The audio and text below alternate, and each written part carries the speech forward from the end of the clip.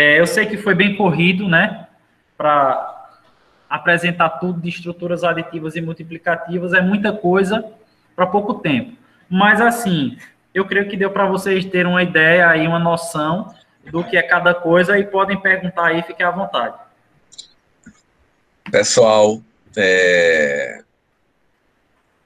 gostaria que vocês agora começassem a tirar as dúvidas, né, que vocês estudaram esse assunto para a gente discutir hoje. Aproveito o professor Robson nesse momento, ele foi bastante esclarecedor, né, nessa discussão das estruturas aditivas e multiplicativas, trazendo não só as definições, mas também mostrando o porquê das coisas, né, de uma forma bem construtiva.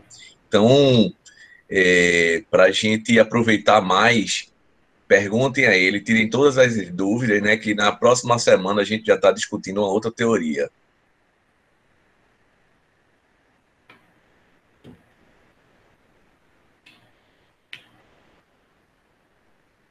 Um de cada vez, por favor. Tranquilo.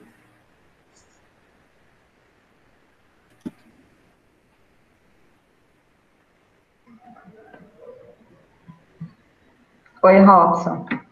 Oi, Kátia. Eu gostaria que, se você pudesse explicar novamente essa parte das estruturas aditivas, quando fala desse cálculo relacional de primeira extensão, segunda, terceira e quarta, vai até a quarta extensão, não é isso que você colocou? Isso. Tu pode me explicar, por favor, cada extensão dessa novamente, pode ser? Posso. Deixa eu colocar Explica, lá. por favor, só para que eu compreenda melhor.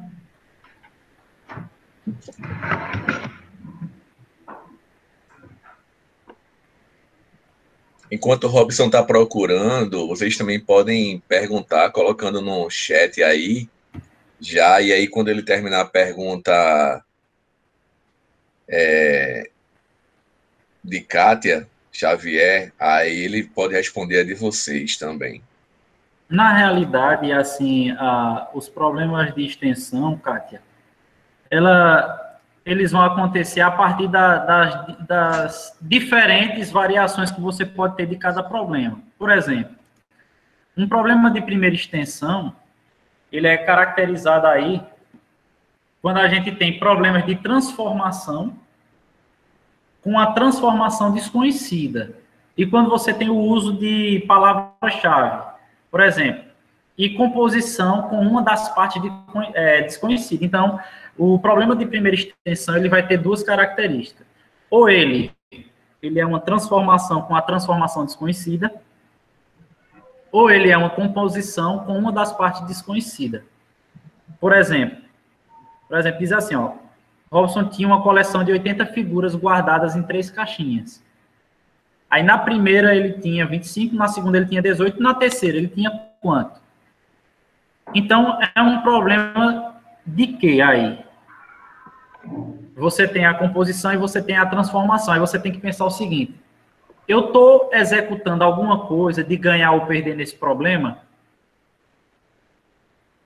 Sim ou não, nesse que está sendo projetado para vocês? De ganhar e perder, não.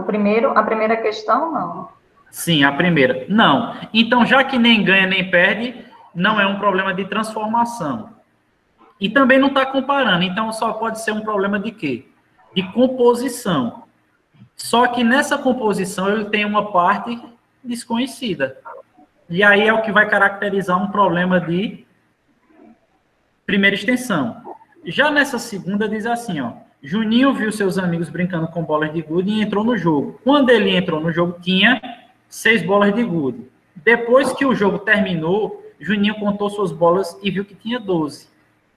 Então, aconteceu alguma coisa aí, não foi? Aí foi a transformação. Aí teve a transformação. Aí a gente percebe o quê? Que o de primeira extensão, ele pode ser uma transformação com a transformação desconhecida.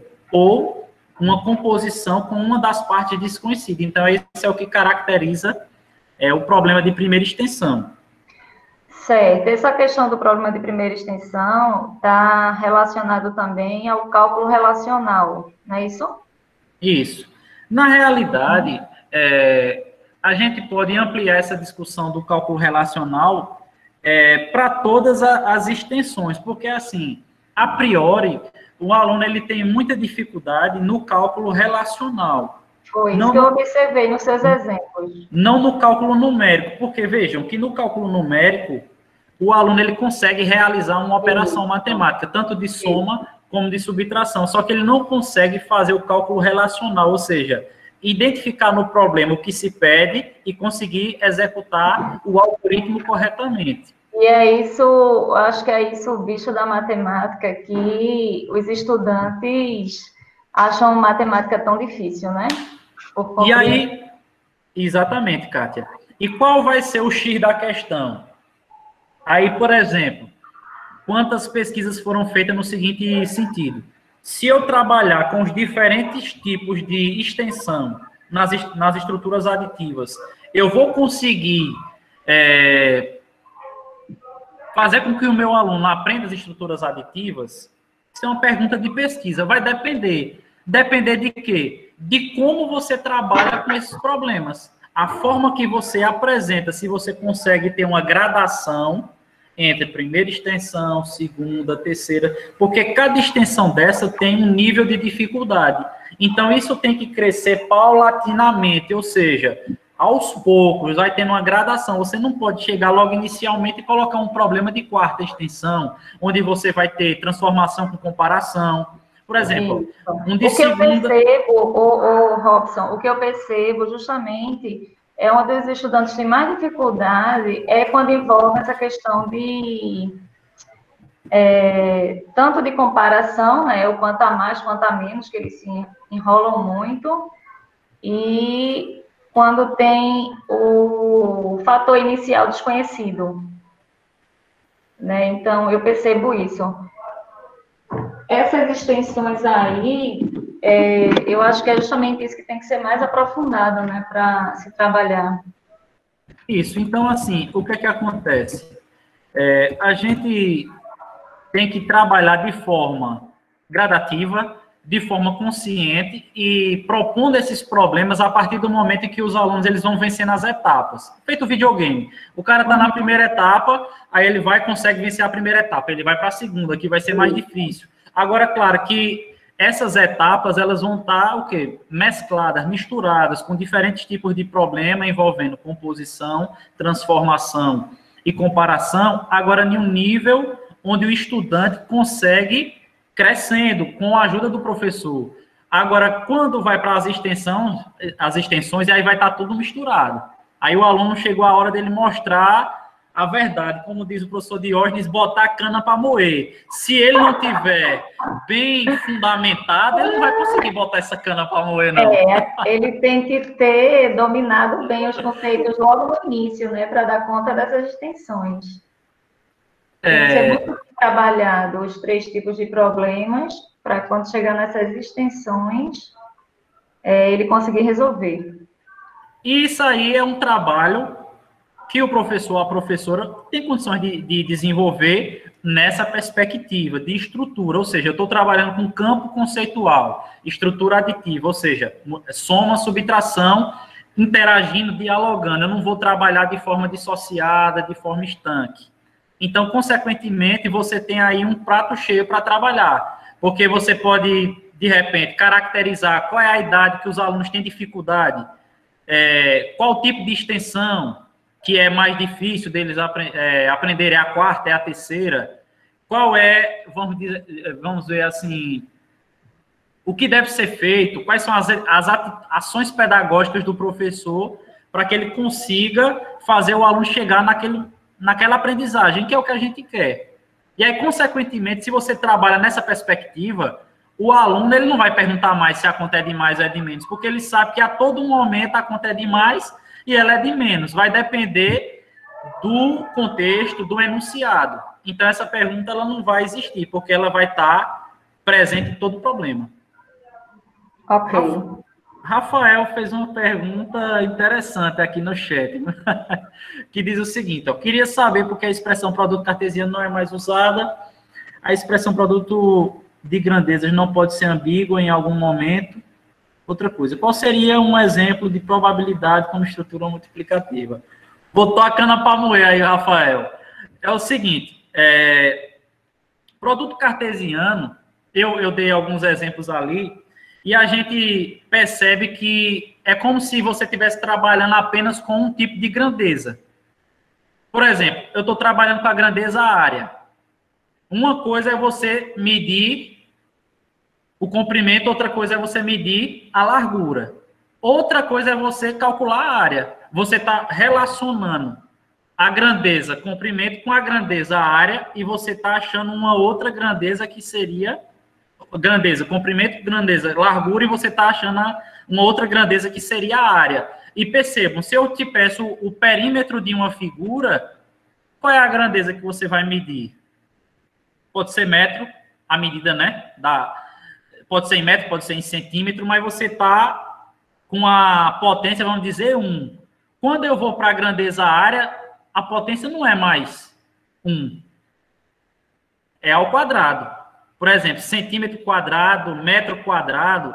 Se eu te peço para calcular, por exemplo, o volume, você já está trabalhando com outro tipo de grandeza, com comprimento, com largura e com altura ou profundidade, né? Então, assim, veja que é um produto de medidas. Eu tenho medidas diferentes. Ou seja, eu tenho uma medida chamada largura, eu tenho uma medida chamada comprimento, eu tenho uma medida chamada altura ou profundidade. Então, assim, é diferente de eu chamar produto cartesiano, ou seja, talvez não seja cartesiano, está compreendendo?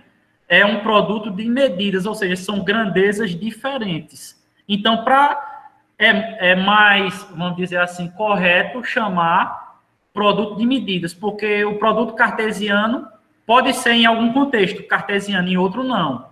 É aquela ideia que a gente tem, por exemplo, da reta, da direção e do sentido. Para a matemática pura,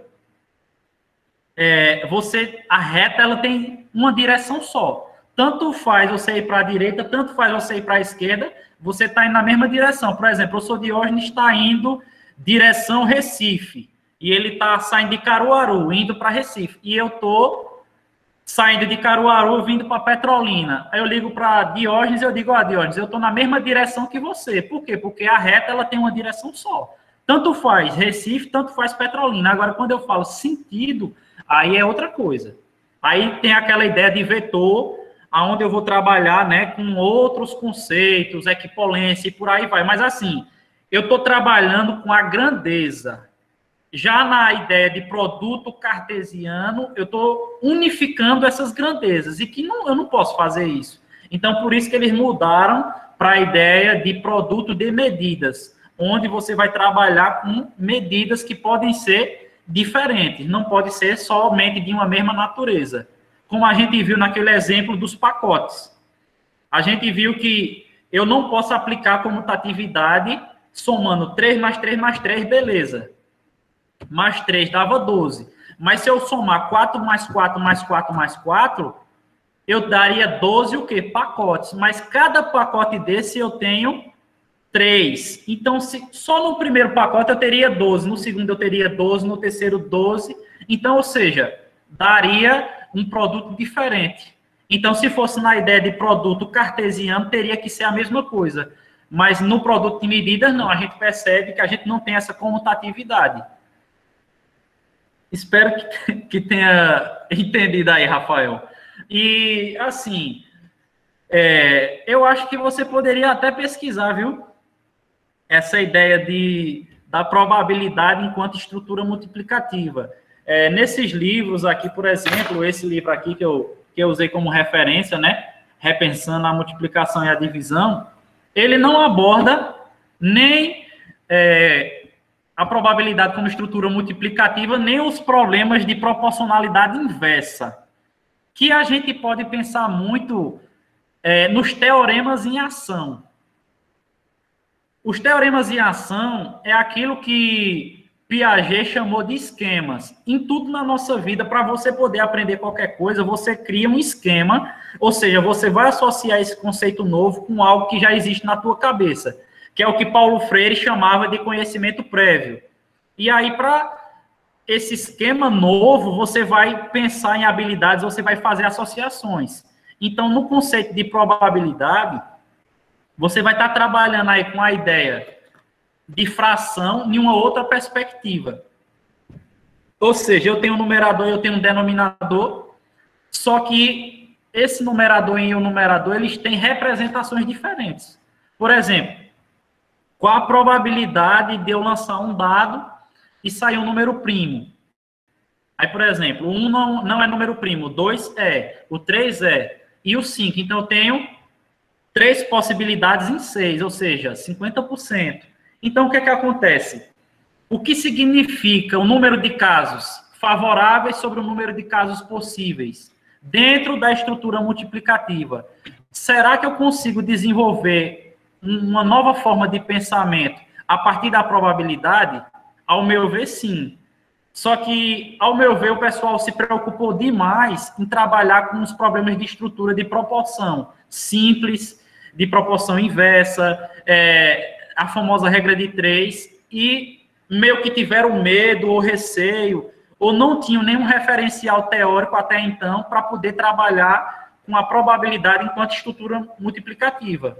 Porque, para vocês terem uma ideia, a minha tese ela foi sobre a formação continuada do professor que ensina matemática do 6º ao 9º ano, ou seja, os anos finais, ensinando probabilidade, a partir da perspectiva do letramento probabilístico, ou seja, você usar a probabilidade numa perspectiva crítica de tomada de decisão, e os professores sabiam muito pouco de probabilidade nessa perspectiva. Para vocês terem uma ideia, são 5 significados de probabilidade. Eu tenho probabilidade no sentido clássico, que seria o número de casos favoráveis sobre o número de casos possíveis. Eu tenho a probabilidade no aspecto intuitivo, que todos nós desenvolvemos com jogos, jogos de azar, né?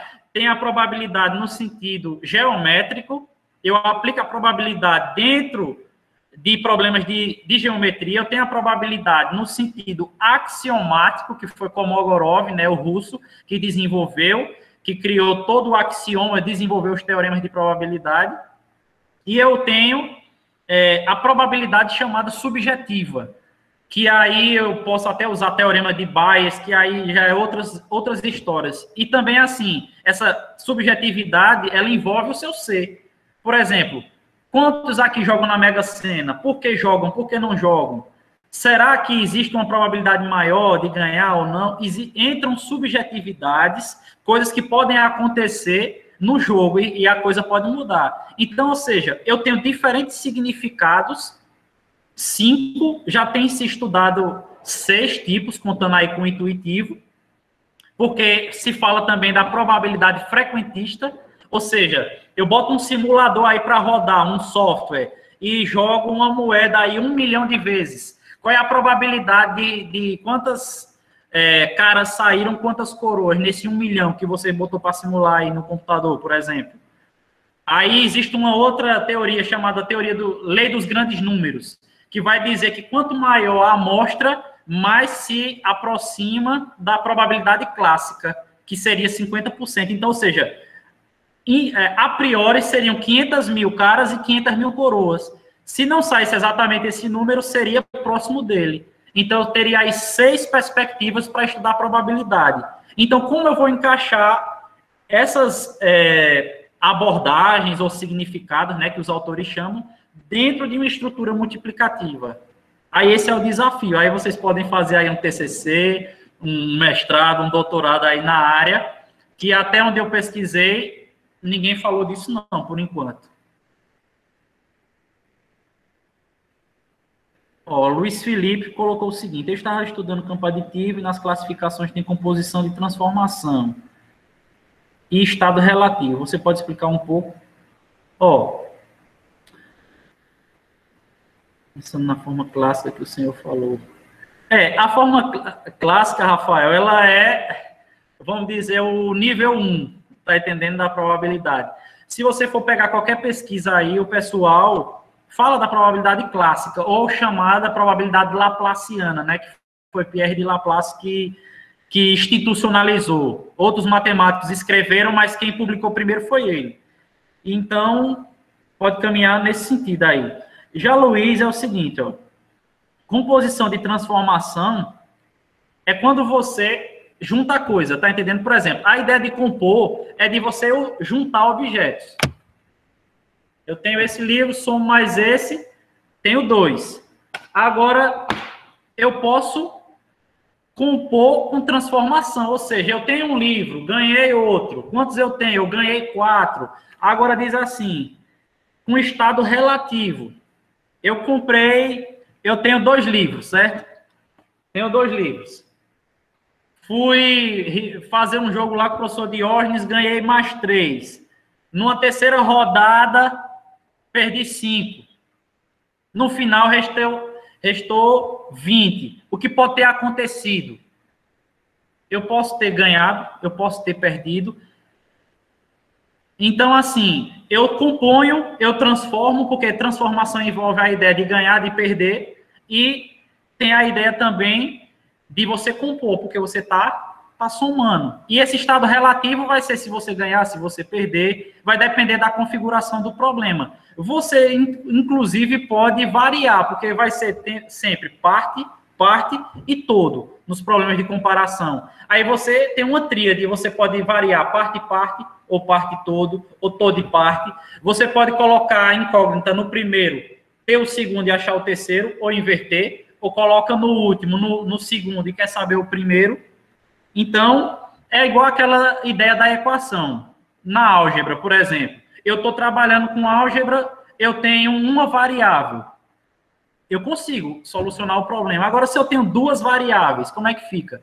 Se eu tenho 3 variáveis, aí a coisa vai ficando complicada, tá entendendo, pessoal? Então, quando eu vou conseguindo eliminar a quantidade de variáveis, eu acho o valor do x, eu acho o valor do y. Agora, quando eu tenho várias variáveis, aí é difícil, fica complicado. Aí é nesse sentido que, variando essa quantidade de variáveis, eu estou complexificando o tipo de problema. Então, por isso que tem essa classificação, para que a pessoa vá criando habilidades, vá crescendo dentro de cada um desses tipos de problema. Porque aí, quando for aparecer qualquer outro tipo de problema, a pessoa vai ter a habilidade para responder.